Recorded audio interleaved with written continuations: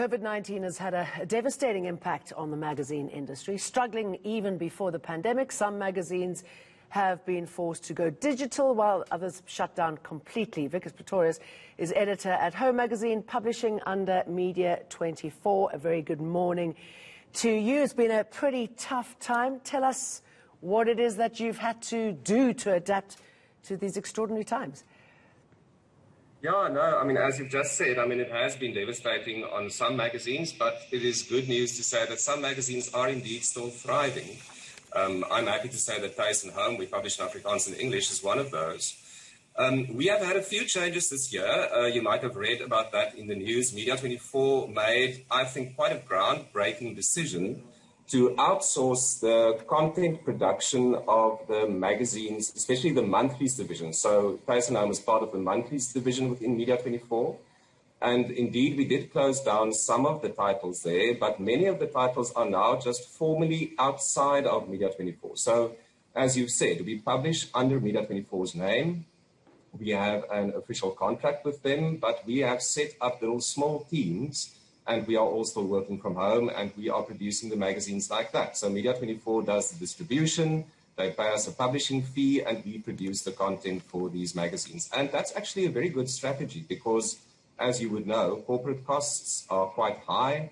And in doing this, I think we've actually increased the longevity of these titles. We don't have expensive rental, office space, IT support, that's all part of those fixed corporate costs that we never have any control over. So all in all, I think this is quite an innovative thing to do from Media 24's side. And yeah, the biggest change for us is that instead of publishing 12 issues every year, we now only publish 8. But we also do quite a few other brand extensions or special issues. So there's still a lot of print and print reading out there that we are involved with.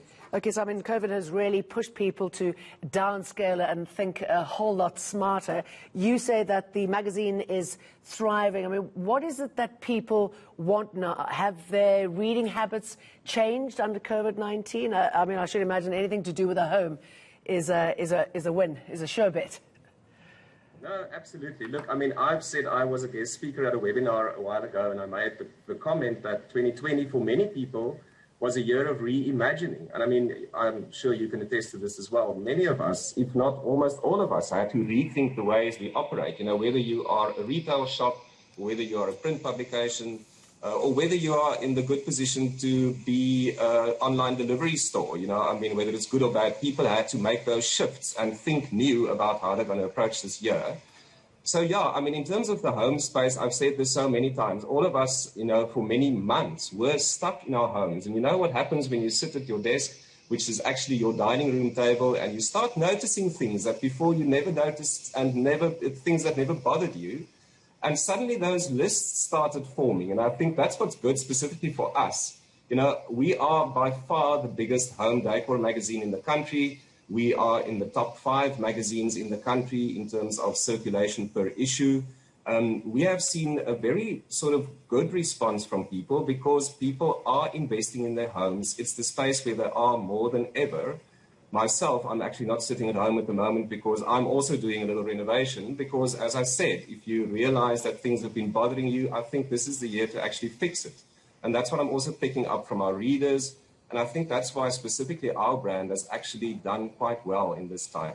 All right. I mean, obviously, sadly, there's a glut of journalists now without jobs. The amount of titles that have closed have had a devastating impact. What impact do you think this has had on the move to digital technology and reading there and paywalls and all of those sort of things that can alienate readers? Yeah, look, I don't think digital alienates people. I think it's once again just a mindset. It's a switch. We've seen that from online shopping all the way through to digital consumption of news and magazine content.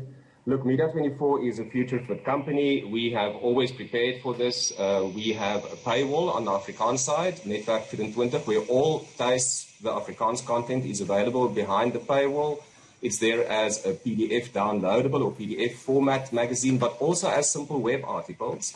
And we've just launched on the English side a similar model on News 24, where all the English magazines are also behind the paywall. So if you subscribe to News 24 or you subscribe to Netwerk 24, you get access to all this amazing content.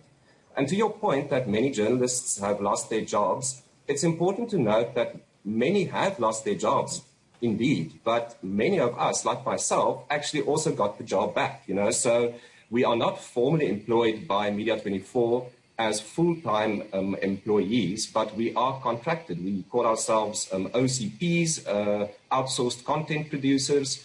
It's very much like it works in the TV world, in the world of TV production. It's sort of a contract for the year. You produce the content, you deliver it to the platform. In this case, it's Media24. They print and distribute, and we will keep negotiating that contract and obviously keep the magazines alive for as long as possible because the readers are out there.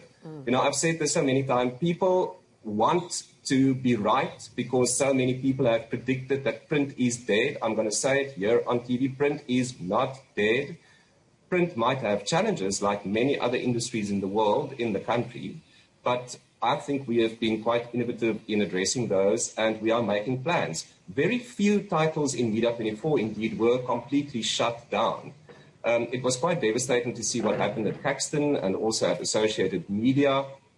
I think competition is good, and for me it's bad for the industry if magazines just die, like what happened there.